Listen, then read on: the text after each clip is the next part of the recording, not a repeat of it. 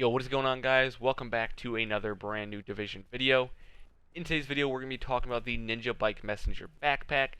If you guys are not aware, for 1.7, they actually ended up making some changes to this backpack.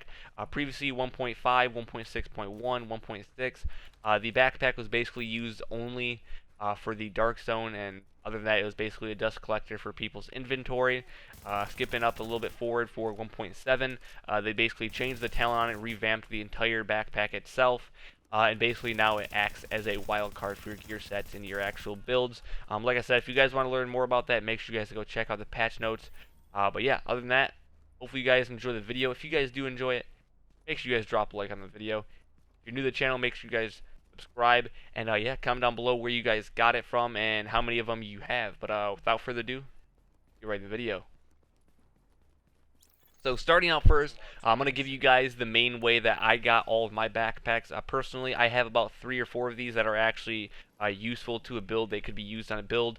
I have like 1 or 2 of them that I just ended up breaking down, like previously 1.6.1 that I really just never even touched. They were basically unrollable because the rolls on them were just so bad.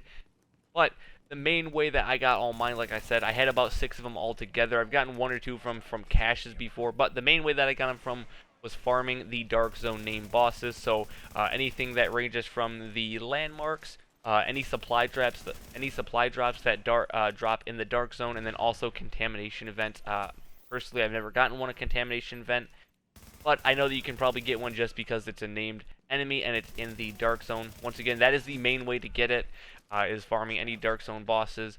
Next, obviously, this is a pretty obvious way, but an exotic cache. There's plenty of different legendary missions you can do, as well as the heroic incursions as well. There's quite a bit of exotic caches that you can get. Obviously, it's going to be a little bit hard if you don't have a lot of friends to play with, but in general, you can still get these backpacks from exotic caches.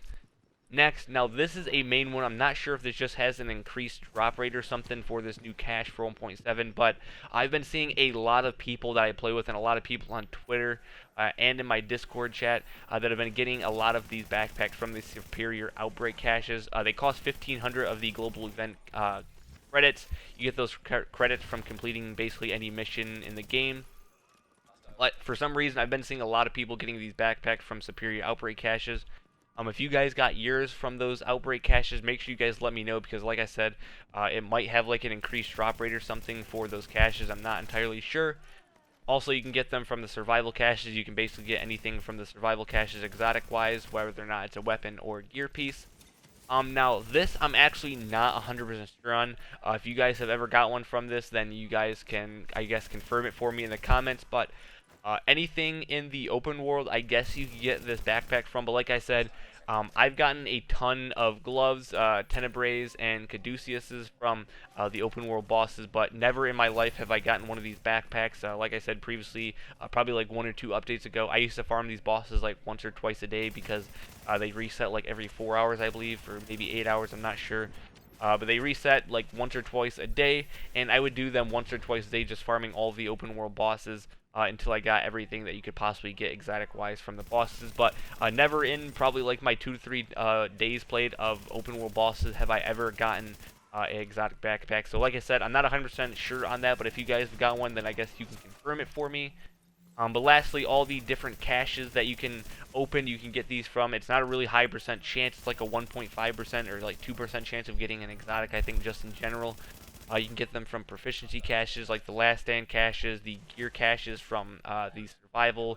And then also, I believe you can get the backpack from the season pass supply drops that you get 2 times per month.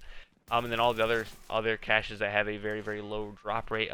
The reason why I said that last is because obviously they have the lowest drop rate, and you have like basically slim to no chance of getting them.